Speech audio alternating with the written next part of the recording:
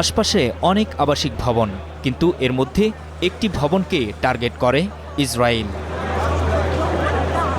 12 তলা ভবনটির কেবলমাত্র 5 ও 6 তলায় হামলা চালায় ইসরায়েলি বাহিনী, যেখানে ছিলেন লেবাননের সশস্ত্র সংগঠন হিজবুল্লাহর সামরিক শাখার প্রধান হাইথাম আলী তাবাতাবাই। শুধুমাত্র 2টি তলায় নিখুঁতভাবে আক্রমণের এ দৃশ্যই বলে দেয় ইসরায়েলের এ হামলা ছিল সর্বোচ্চ পরিকল্পিত।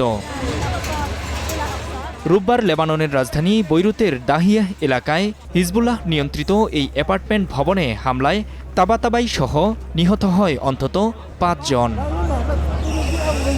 এই এলাকাটিতেই গত বছরের 27 সেপ্টেম্বর ইসরায়েল বিমান হামলা চালিয়ে হত্যা করে হিজবুল্লাহর শীর্ষ নেতা ও রাজনীতিবিদ হাসান নাসরাল্লাহকে। হামলার বিষয়ে মন্ত্রিসভার বৈঠকে ইসরায়েলের প্রধানমন্ত্রী বেনিয়ামিন নেতানিয়াহুর কথা বলার কয়েক ঘণ্টার মাথায় বৈরুতে হামলা চালায় ইসরায়েলি বাহিনী। হিজবুল্লাহ যাতে আমাদের হুমকি দেওয়ার ক্ষমতা পুনরায় অর্জন করতে না পারে, সেজন্য আমরা যা কিছু করা প্রয়োজন তা চালিয়ে যাব। আমরা বিভিন্ন ফ্রন্টের বিরুদ্ধে লড়াই করছি, গাজায়ও আমরা তাই করছি।